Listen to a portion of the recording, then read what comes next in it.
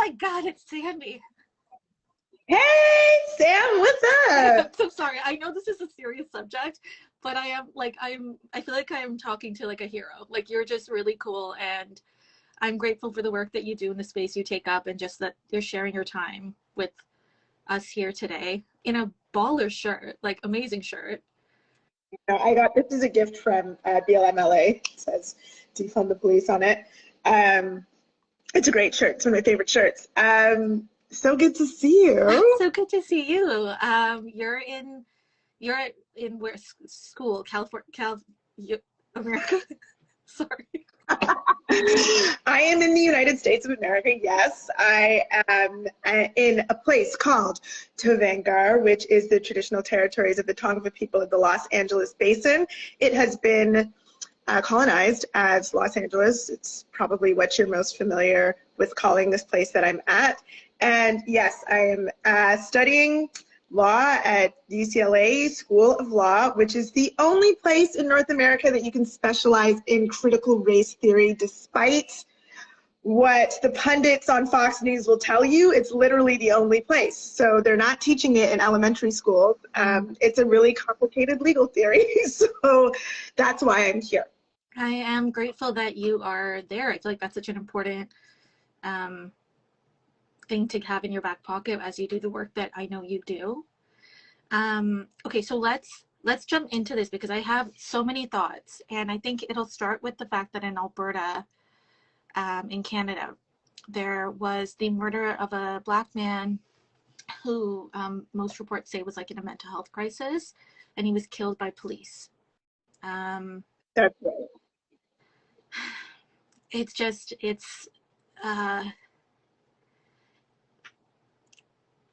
devastating. Yeah, maybe that's the only word that there is there to say. Devastating and heartbreaking, and then also like, why haven't we done better comes up a lot in my mind. Like, if we know better, why aren't we doing better?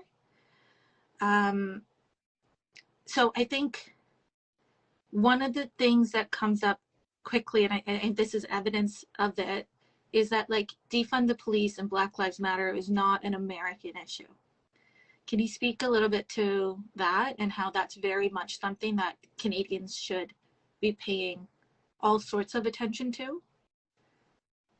Absolutely. Yes, thank you for bringing up what's happened in Calgary. His name is Latjor Tuel, and there are some parallels with the experience of Andrew Loku, who's someone who, for those of you who've been paying attention in Toronto, who was killed by police in 2016. This is a man who's a part of the South Sudanese community as well. And so there's intersections here with being a migrant person and having a mental health crisis. And we know that in Canada, in the US, generally all over the world, people who have a disability or experience mental health crises tend to be killed more often by police. So there's all these intersections coming together in this particular case, which, I mean, those things, as we're talking about them, it helps us to understand the situation, but it doesn't bring any sort of justice or comfort or reason to a family and to a community that is experiencing this again and again and again. And I heard you at the beginning talking about how distressed you feel. I feel the same way. Like, I remember watching Justin Trudeau take the knee at one of the rallies in 2020 and I think I started like yelling in my house, like with my cousin. I was just like so incensed, because I'm like, who is he protesting? Does he not understand that he has the power to make a difference in this particular situation? And so when we're thinking about the situation in Canada, one thing that I would really love those of you who are viewing this live to take a look at is a website that we created at Black Lives Matter called defundthepolice.org. Please check that out. There is a lot of information there that is relevant to Canada, and also some really great research that our researcher and our research team at Black Lives Matter Canada have done to show just how much different municipalities all over Canada are spending on policing versus other social programs. The other things, there's two other things that I want to mention that are really particular to the Canadian context. One is access to information. Mm-hmm. In Canada, we don't have the right to get a lot of information about what's going on with police. Like, you will see in the United States, often you'll hear about, you know, the names of the officers who are involved in a police shooting or who kill a member of the public. You'll hear about their record of infractions with the public, what their record has been. You'll get access to video if there has been video of the interaction so that people can, you know, take a look for themselves what evidence has been there. That stuff, even if it exists in Canada, it's very rare that the public has access to that information, let alone people who might be directly involved, families that might be directly involved. And if you talk to any journalists, they will tell you, even filing freedom of information requests, it is very, very difficult to get any information. And police will cite privacy legislation that is actually quite vague, that doesn't say that it protects the police from giving out this information to the public. And it's like such a weird thing to me that that hasn't yet been challenged in court. That's something that we're working on because, I mean, they're ostensibly supposed to be a public service. Why do we not have information about what's going on? So that's one. The other thing is that we don't, and this is again related to information, we don't collect a lot of data with respect to how police interact in Canada. And so when Statistics Canada isn't collecting that data and is indeed refusing in some cases to collect that data, and provinces are refusing to collect that data. I mean, when we did all that work on carding, one of the things that the province decided to do was to mandate the collection of race-based data from police departments across the province, but they didn't standardize it. They were like, police can just decide how they want to collect that data, which means you can't compare it from place to place. It's like useless data. So we don't have that data. But I mean, there are some academics who are, you know, making up ground there and doing what they can. And then we learn things like, in Toronto, you are 20 times more likely to be shot and killed by police. This is academic data done by Scott. Let me get the names right, and then I'll get back to you. Black people in Toronto are 20 times more likely to be shot and killed by police than white people in Toronto. And just to give you a sense, I'm here in LA. In LA, Black people are 6 times more likely to be shot and killed by police than white folks. Like the problems are. Like, I don't know what to laugh or cry. Yeah, it's like the problems are here in Canada, and they're significant, and they're at crisis levels. And it's like everyone's kind of walking around like, okay, whatever, you know. Just this week, last week, Toronto voting to again increase the budget of the police service. You know, so here we are. So, in short, this is very much a Canadian issue, and that tracks given both countries have the same colonial parent, you know, have the same. Yeah, it's like, imagine that. Imagine that, right, Sam? Like the border, wow, not that strong.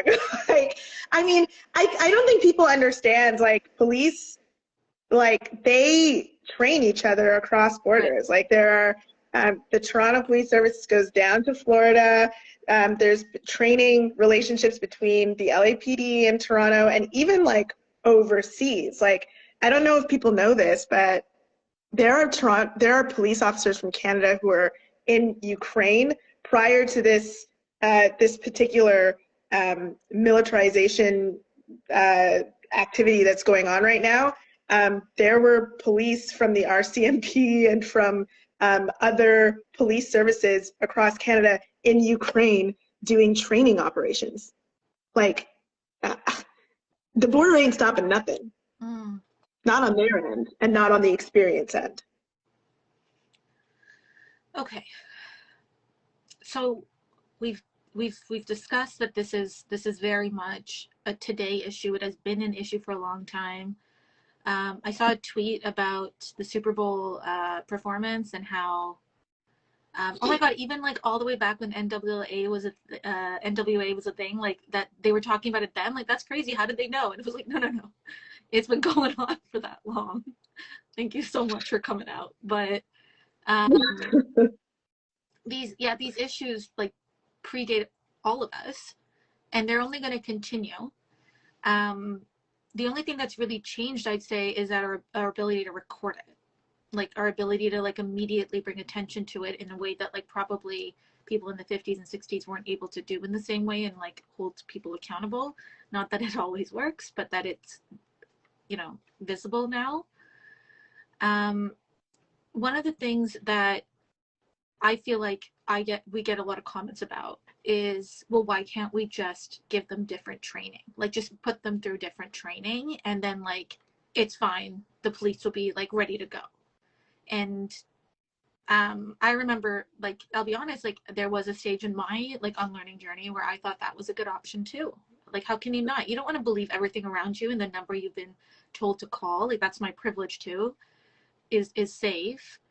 And yeah, I mean, could you speak a little bit about how like training just ain't the answer here? Oh yeah, I definitely can.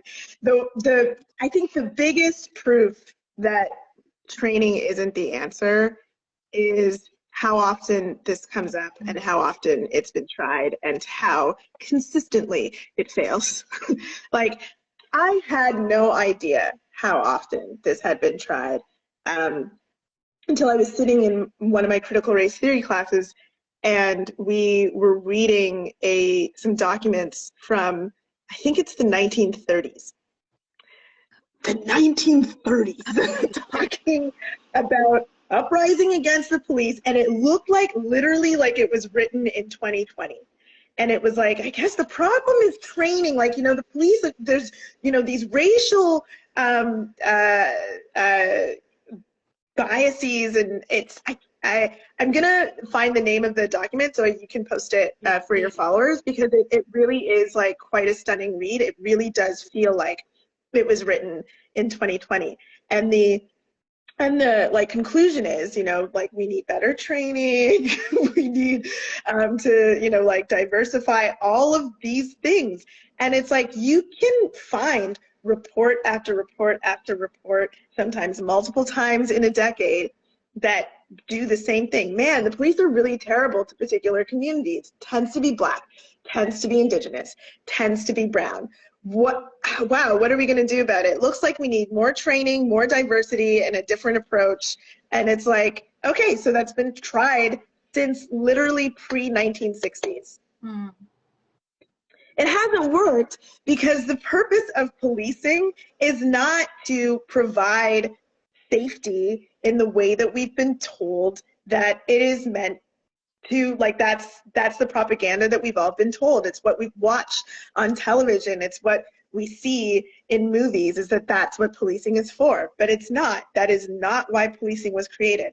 Policing was created specifically to protect the property of the wealthy. And that property included Black people. And it's also meant to make sure that people who are not wealthy and do not have a lot, like these, you know, what, you know, some folks who created this sort of system will have called like excess people, like people who need to be controlled. They're meant to control those people. That's why it's like, think about the safest communities in your neighborhood. Think about it. Are they the most policed? Or the least policed? They're the least policed communities because policing does not provide safety. They keep folks from particular communities out of those communities. They certainly do that, but it's not meant to provide safety. It's meant for control. So no matter what you do, no matter how much training you've got, if you tell people, like, your job is to look at certain people as suspicious, your job is to control those people, and we're going to give you the lethal force, the ability, the training, and the license to do that, then that is going to be the way that it's carried out. No matter how many times you sit them through a diversity training that says, listen, Black people are human too. Like, that's not going to solve the problem. That is not going to solve the problem. So I guess, like, the first part of this discussion that people say, and, like, again, part of my unlearning journey, so I went from, like, okay, training's not going to work. And then I went to, like, we've got to defund. And now I live in this abolition space. And it took me time to get there. For a long time, I thought abolition was like, no, that's like, it's too much. We've done too much here. Like, I can't go there. And then now it feels like the only option. And it once you get there, you can't unsee the stuff that you now know. But not, because everyone's at different stages of their unlearning journey. Let's go next to, like, okay, we've gathered that there is a problem. The system doesn't work for everyone because it wasn't designed to. We know it's a Canadian issue. We know that it's something has to change, because we all deserve to feel safe in a country as wealthy and democratic as Canada. So that must mean that we should reallocate resources to other things, so that other organizations can step up and do better, instead of the police responding to mental health crises, working with people who are experiencing homelessness, etc. Like, that makes sense to me. Like, that's a good next step. Why is that so scary? Why are people, like, just, like, upset about this idea of allocating resources to where they will best help other people? Yeah, I think there's a few reasons for that. One is that we have to understand the police as a political organization unto themselves. They have a very powerful lobby. Police unions, which I think is a misnomer. I don't think that police have unions. I think they have fraternal organizations. Police fraternal organizations are very wealthy, very powerful, and are super involved in political processes. They flex their political muscle, and they flex the money that they have to support particular candidates who will say that, yeah, we're here to continue increasing the funding to the police, no matter how ineffective they are at every single problem that we have in society. They will be the one service that never gets defunded. Education, experience cuts across the board. So Housing, cuts across the board. Library, cuts across the board. Like, pick an issue. Parks, cuts. Like, everything. Healthcare, massive cuts. Cuts to everything. But you know what never gets cut and continues to go up? Policing.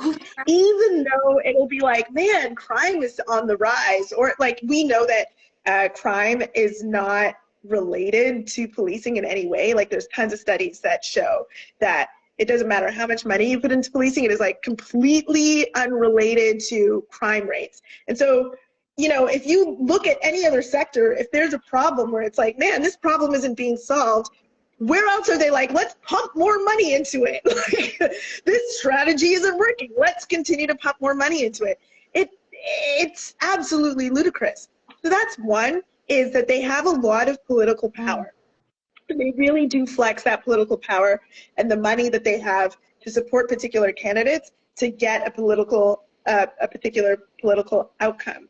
The other thing is that it is, like, extremely easy to just take every single problem in society, throw a Band-Aid on it, and just say, let's have the police solve it, rather than taking the time, the energy, and the focus to fix it. Because, like, let's take, for example, houselessness. This is a deep problem. It's going to take years to solve, and it's going to take political will and a lot of money, resources, time, and, like, compassion, general humanity, like, you know, like regular stuff like that. And election cycles are like 4 years.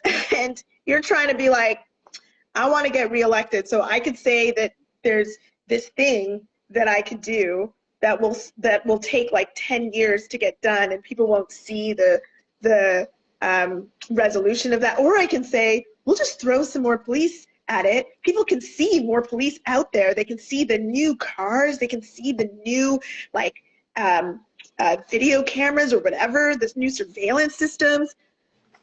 And we'll just say tough on crime. It's so great for politics to make people think that I care about their safety, to say tough on crime, throw some money at the police. Even at, like, let's talk about schools. Cuts to schools has resulted in less teachers, counselors, social workers in schools, less adults meant to support kids and what they need, right? And so what can we do? We could say, hey, let's put more funding into education. Seems like a no-brainer. Get some more adults in the schools to support children.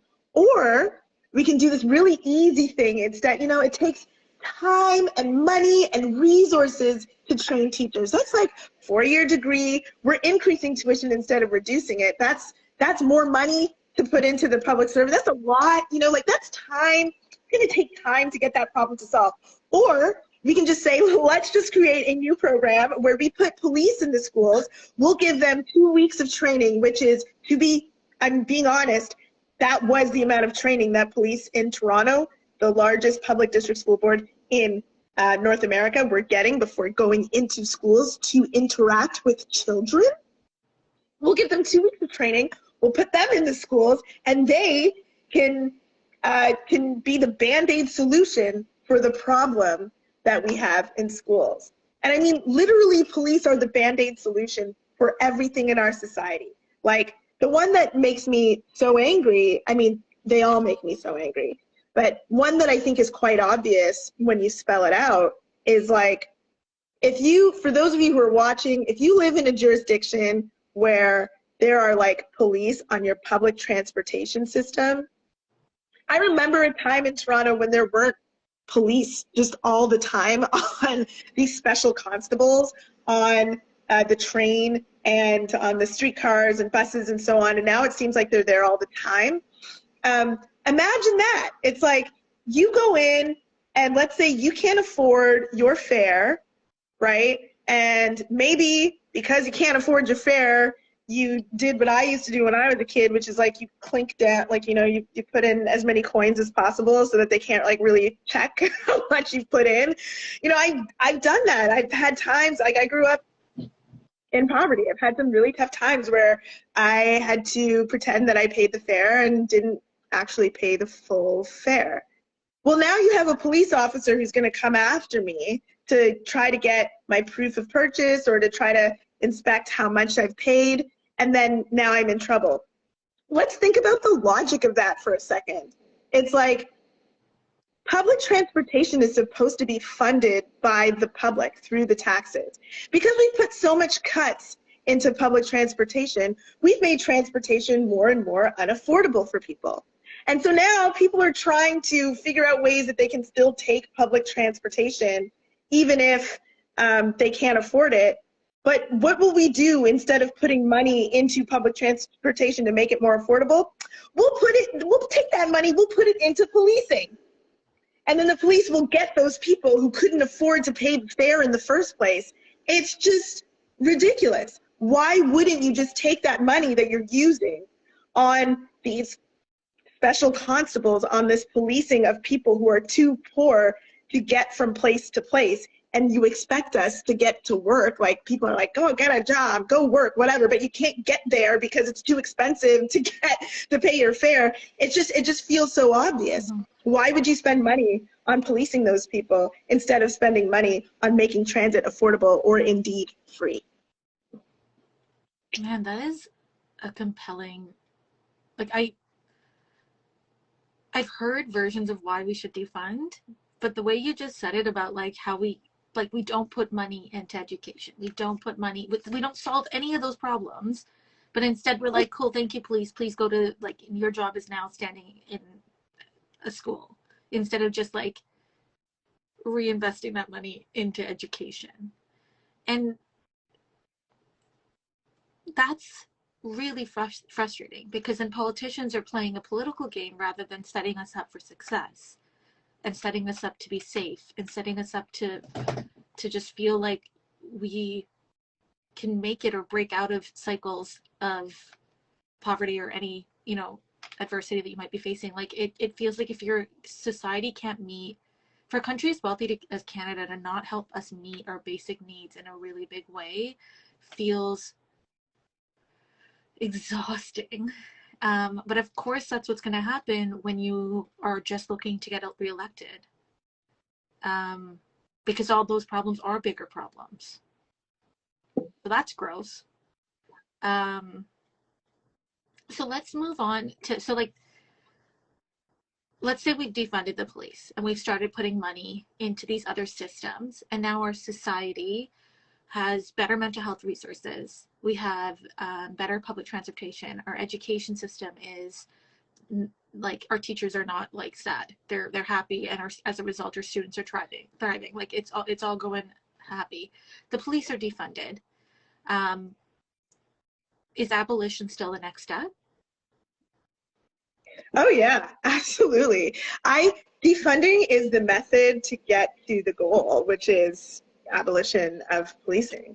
I like, honestly, and during 2020, when I felt like I was on like every news station every 5 seconds, I kept saying, like, somebody give me an example of something the police do well, like literally anything, and I will tell you how you're wrong. Like there is nothing that the police do well, except for what we said at the beginning, which is controlling Black people, controlling Indigenous people, terrorizing communities, and literally just protecting the wealthy from having to pay their fair share and contribute to society in a way that they should. Like that, if that's the purpose, they're doing a great job. And so, okay, but yeah, like, spoiler alert, that's the purpose. A violent crime happens in a neighborhood, they call the police. That's who you call in an emergency. I mean, not everybody, but that's who these people have called now.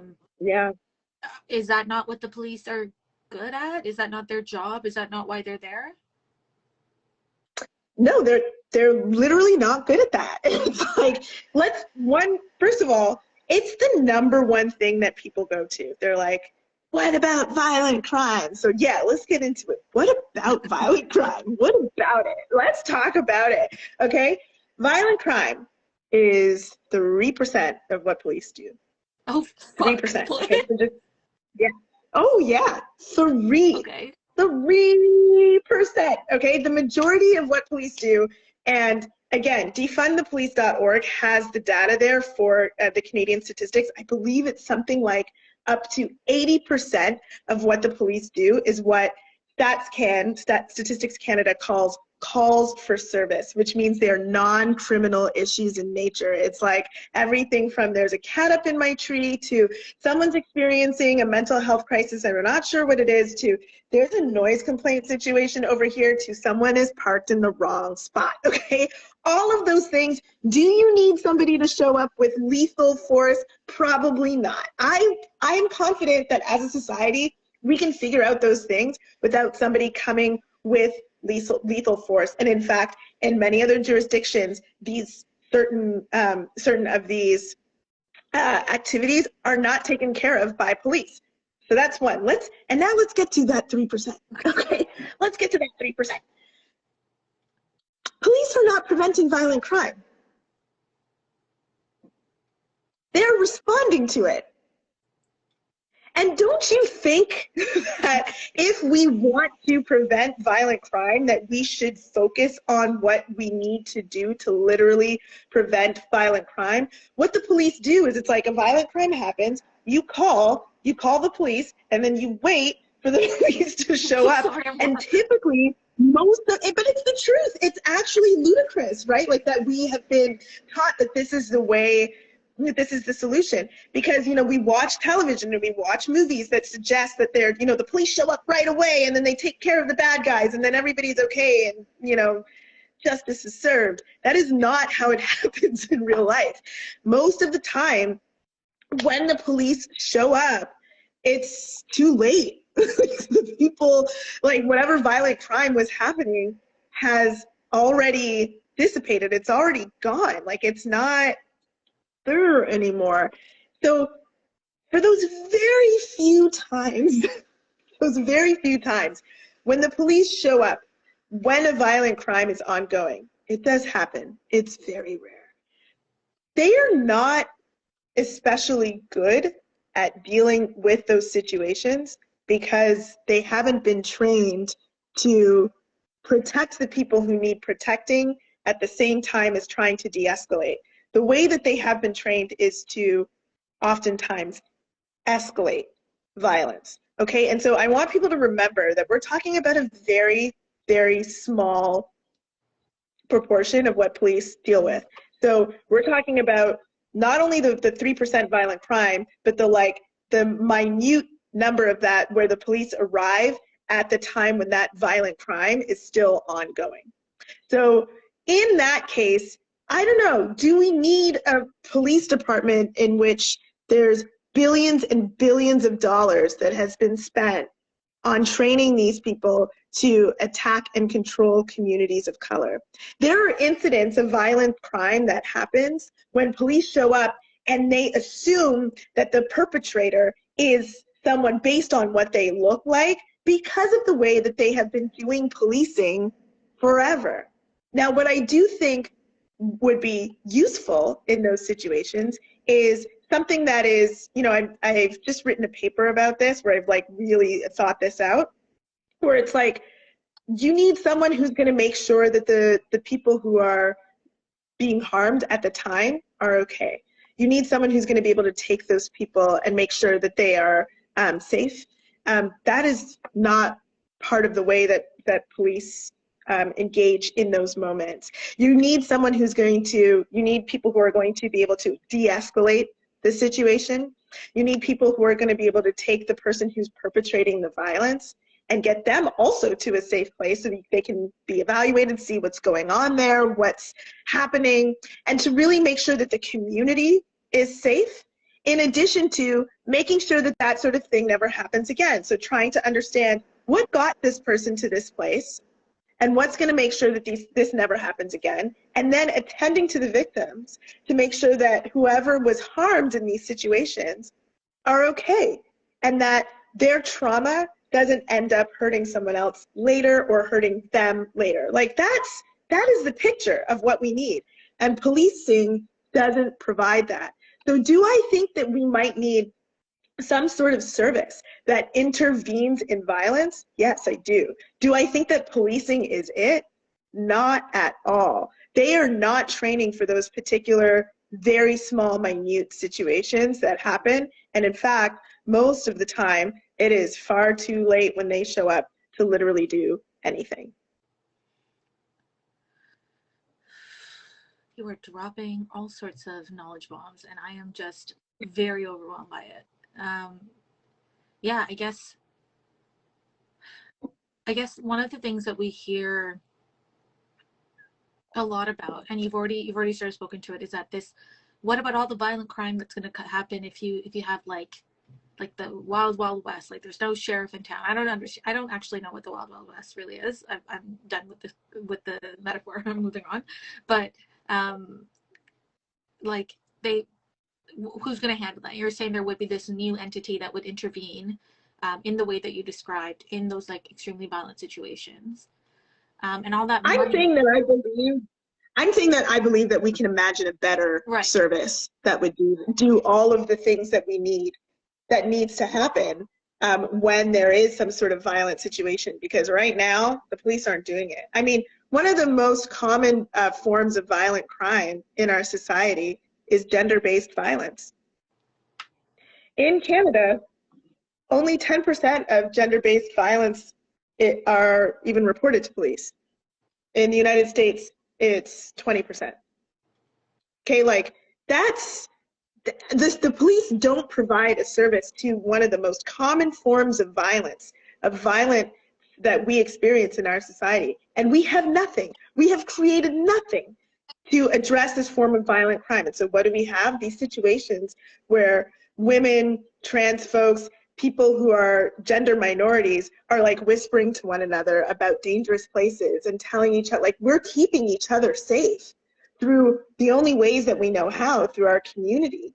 And I believe that we should be prioritizing creating a service that will provide safety for us, but it's not the police. Most often, when people do go and report to police, they experience so much harm from the police, who are looking at them with suspicion right away, instead of looking at them as people who require care.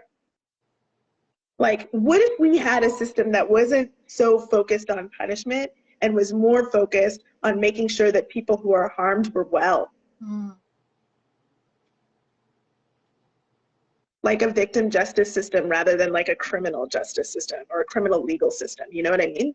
Yeah. Like, can't we rethink the way that we provide safety? Because the police really aren't it. Man, that's really true. And I think I know a lot of people who've reported crimes after something traumatic has happened to them and have left feeling even more like they were Traumatized. Yeah, and it just was like the questions that you see being asked, the experience of going there, and these are like white women who have gone through this, so you know that it's a different layer that happens when it's a person of color or Black, Indigenous person who's going into that room and being like, this thing has happened to me. It does feel like there could be better people, better trained roles, and like groups and government funded departments that handle these issues, rather than it being a catch-all in like a police system where, you know, you might go into schools today, you might have to like soon do like reception at a hospital, you might have to like, it doesn't make sense that the policing system is a catch-all when we know that the policing system is rooted in white supremacy and like is going to be harmful and lethal to Black and Indigenous folks in a disproportionate way. So knowing all this now, how do we do something about it? Because this whole conversation today started with us talking about how like everybody posted a Black square being like, yeah, anti-Black racism, no go, we're done. Like, we're not doing that anymore. And then like nothing changed. So, I mean, I will say that I think conversations with people have changed. I've seen it in our generation. Like, I've seen that happen. I just think the powers and the corporations and the status quo lovers, nothing has changed there. So for those of us who still feel like change needs to happen, and that the solidarity that we said that we would have with the Black community is something that we want to uphold, what is our next step here? What do we do? How do we take action? And how do we demand for a world that is better and more creative than the one that we currently have? Yeah, I think that it's actually quite simple. You need to move beyond this kind of idea that in order for you to be a good person, all you need to do is just like oppose bad things. Like, I oppose racism. I'm now a good person. I have put it on my Instagram that I oppose racism, and now everybody knows that I'm a good person, and that's great. Like, here we are. I've put it on the worldwide bulletin board, and now everybody knows who I am. I am a certified good person because I put up a Black square that says that I personally think that racism is wrong. It's like, okay, cute. Can you take this to the next step, which is, like, I need you to be not just to say like racism is bad. I need you to say racism is bad and here is how we end it. You know, like, I need you to take the next step. Like, if you believe that Black Lives Matter, then you must finish that sentence with, and so we must defund the police. Like, it just, and so we must get rid of prisons. It's like, you have to finish the sentence. It's not about you. It's not about you proving to everybody else that you have the right idea, which is racism is bad. Like, obviously racism is bad. Like, you're not doing anything with that. like we need to attack the way that racism is supported and shows up in our world, and they show up through institutions. And one of the the most urgent institutions that we need to attack is the institutions that make up the carceral system. Those institutions include the policing system. Those institutions include the prison system. Those two massive systems should not exist. They were created as a way of controlling and harming Black and Indigenous people. And like, this isn't, I mean, none of this is education systems as well, thank you. Like, there's a lot of systems, health systems, there's a lot of systems that need to be shifted if we are going to eradicate racism, anti-Black racism from our society. Like the child welfare system, oh my gosh, right? Like there's so many systems that exist as carceral systems. Now, like, to me, it's, sorry, my allergies are going a little wild here. To me, it's quite obvious that you need to move from just platitudes to actually doing something about these things and eliminating the way that racism shows up in our society. So for everyone who's like listening, it has to be unacceptable for you when you see politicians like Justin Trudeau taking a knee at a rally, when what we actually need from that man is to deal with the fact that Canadians are paying $42.9 million per day on policing. What the what? $42.9 million per day on policing. $15.7 billion annually on policing is what Canadians are spending, okay? And he has the ability to impact that and has done nothing about it. Nothing, absolutely nothing about it. In fact, after 2020, what he did, you know, like he kneeled and then he said, you know, racism is bad. And then he created a loan program for Black businesses. Like, I can't. Hey guys, let's throw some cash at you. Like, what in the world? No, we have to make sure that that stuff is unacceptable. I think that politicians rarely, if ever, do something like just out of the goodness of their heart, you know, just be like, okay, today we're going to get rid of residential schools. No, that had to be fought for. That had to be demanded. That had to be resisted. Few people are aware that the last residential school in Canada closed in the 90s. The last segregated school, segregating Black people from others in Canada, closed in the 80s, in the 1980s, y'all. In the 80s? These are in the 80s in Atlantic Canada. Look it up. Not lying to you. In the 1980s. So these Black folk and people of color go here, and white people, you go here. Best of luck with your lives. Racism does not exist. 1980s.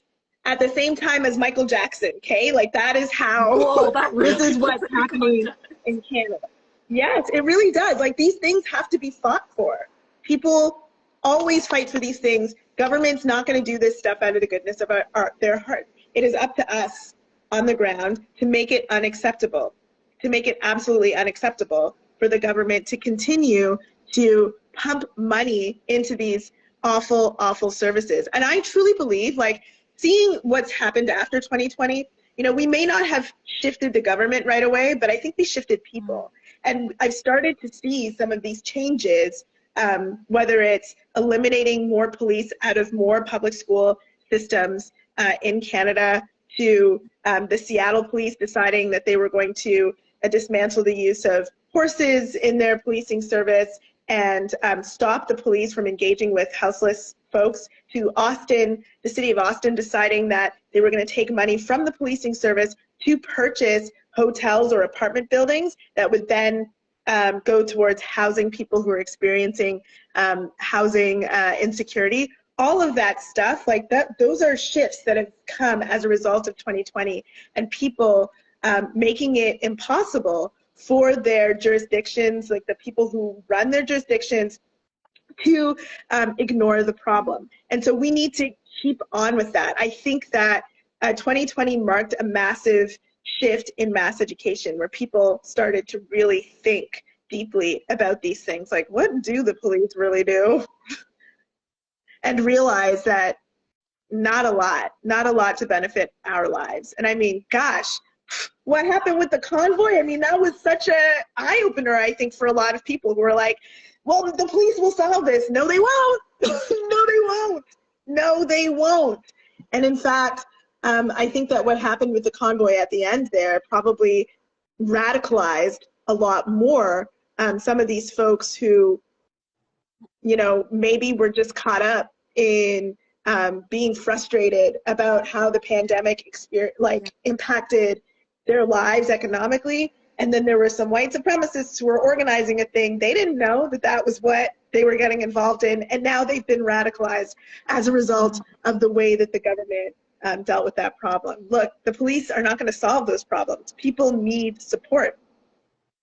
I think we really have to think about what safety really means in someone's life. Like, what are the things that make you safe? Is it the fact that you can call 911 and hope to God that someone shows up, maybe, and deals with your problem? Most of the time they won't. And again, this website that we've created, defundthepolice.org, there's statistics on there about how often police clear, which means lay a charge in cases. It's not even solve a case. It's like lays a charge in a case, okay? And it's like, it's appalling. It's like less than 15% in cases of like theft and burglary and so on. It's like, they're not even dealing with those problems. Your insurance company is more helpful to you than the police. And so why do we have police dealing with that? Why don't we instead remove the incentive to do some of those things, which is poverty and feeling as though you don't have enough to deal with, to make your life, to live a fulfilled and safe life. Right. What we need when we're safe, to be safe, is like access to food, access to shelter, access to all of the things that make a life worth living and possible to live. And we don't provide these things as a society right now. And part of the reason is because we spend so much damn money on the goddamn police. That's really true. If your basic needs aren't being met, if you can't access food, security, safety, all of these like things that, like, what would our crime rates look like? Like, we haven't tried that version. We've tried to put all the money into the police version, and that's not reducing anything. So could we try the other one? Like, just for fun, let's try the other version. The other thing that is really, I feel really important to me, and like I think I've spoken through this conversation about my unlearning journey and how I really came to realize how embedded anti-Black racism is within the South Asian community. I didn't call it that, but like it definitely is something that was embedded. I wouldn't have been able to give it that name at that age, and by that age I mean like a couple of years ago. I'm a grown-ass woman, but in my unlearning journey, I've realized how people of color who aren't as impacted in the same way that Black and Indigenous, because it's not the same. And I think that there's a big responsibility for people of color who are not Black and not Indigenous to show up in solidarity, because if we don't get it, then like what, like of all the, like, we need to show up, and it doesn't feel like we do that enough, while on the flip end of that, we deeply benefit from Black and Indigenous activism. So it really feels like if you're watching this and you're a person of color here, like, yes, please, like, also show up. Anti-Black racism, the white people and colonial powers, they built that for hundreds and hundreds of years, and we have to work really hard to unroot that, including things like defund the police. But I just felt like I had to share that because it just feels like my own community doesn't show up in the same way, and it makes me sad. But yeah, we had one question come in, but do you see these systems changing significantly in the next 10 to 20 years, provided that the planet doesn't burn? Provided that the planet doesn't burn. I just added that. If that wasn't part of the question, I added that part in, but yes. I mean, it's a good point. I mean, provided the planet doesn't burn, provided there's no nuclear war. I mean, gosh, it just feels like there's something different every day. Yeah, I think Okay, here's what I truly believe. Okay, I truly believe that there is going to come a time. I imagine that there's someone who said this years and years ago when the economic system of the entire world was dependent on enslavement. I imagine that there was someone who was like, I believe that we are going to look back at this and think what an awful thing that this whole society was involved in. I believe that someone at some point thought that and imagined a world without enslavement and a lot of someone's and focused on creating it and eventually won. I truly believe that there's going to be a time in the future where we look back and are like, what the fuck were we doing with this system, having this institution exist in our communities, terrorizing people, literally ending the lives of particular people with such accuracy and focus on Black, Indigenous, folks who have disabilities, folks who are in poverty, like with precision, okay? Harming these people and not doing anything that we lie to ourselves and tell ourselves, yeah, they create safety. Like, no, they really don't. We know that. And I do think that we're going to look back at some point in the future and be like, what were we doing? And so whether or not we achieve this in 10, 20 years, this abolitionist future where there is no police, that's going to be up to us. I mean, I think that a lot of times when we experience injustice or we witness injustice, it feels like there's nothing we can do. It feels like a very isolating experience. And we also think, well, there's some sort of expert out there who's supposed to deal with this. And there's politicians, and they're good people, right? And they're going to deal with this. But we don't realize that there are things that each of us can do. I mean, gosh, look at Sam, everyone. Like, Sam has created this platform OnCanada Project where what she's doing is she's trying to expand everyone's education on these sorts of topics. That is something that anyone can do, you know, like it just takes a little bit of political courage, political will, and just the like kind of gumption. Is that the word to you? Like, I'm just trying to figure out a word. The gumption to like go out and do it, to get past the little block in your mind that tells you that you're not the one. We're all the ones. If we're all part of a community together, we're all involved in these communities in which we live, we have a responsibility to make sure that that community is as healthy as possible. Don't just be witnesses. Be a part of creating something new and shifting the world to be what it should be. I think that that's really important, that we are all involved in the creation of our communities. And so whether it happens in the next 10, 20 years is going to be dependent on how many of us take up that mantle and do what needs to be done, and making it impossible to continue using this service in the way that it's being used.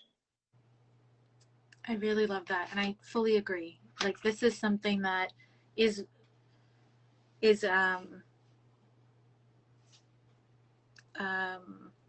really important.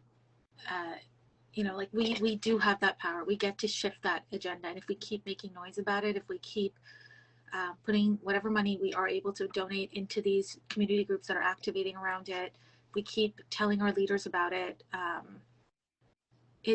That's how a moment becomes a movement, and that's how we see the change that we need. Like, we need it. It's not like I hope that they change the ending of Game of Thrones like one day.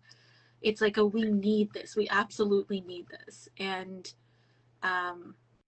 yeah, I think it's extra important as Canada looks at human rights violations abroad as well. Like, as we talk a lot again around all the violence that happens around the world, when we at home don't have access to clean water, have a police system that doesn't take care of everybody, have a police system, period, as we have now established, and continue to uphold white supremacy.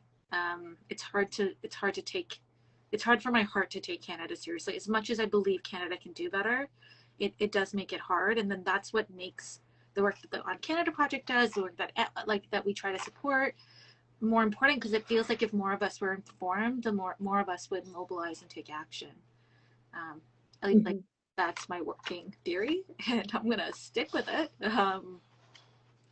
But yeah, it's coming up at an hour, And I don't know how to say thank you. Like, I am so, so, so grateful, Sandy, that you came by super last minute. I sent you a text being like, hi, like, just like really annoying. And I really appreciate you doing this with us and coming and chatting with our community and helping us know better and do better. Thank you, thank you, thank you. Yeah, not annoying at all. Text me at any time. I'm happy to come and join. And I really am passionate about doing education work to help people understand what, you know, and to try to counteract some of the propaganda that we all get like imbued in us through, I don't know, every, you know, whatever 911 shows are out there. There's like 1,000 of them, like all of the different cop shows that tell us over and over again and again that cops are good and cops are the heroes and cops do this and cops do that. Like I just believe it's possible to break through that. We just have to try. And the more of us who are willing to tell each other the truth about what the police are really doing and who they're harming in our communities, I think the better. So call on me anytime. I'm happy to join you. And thank you, Sam, for, you know, doing this project, the OnCanada Project. It's such a great project, and I really appreciate you for the great work that you're doing and, you know, shifting some hearts and minds out here.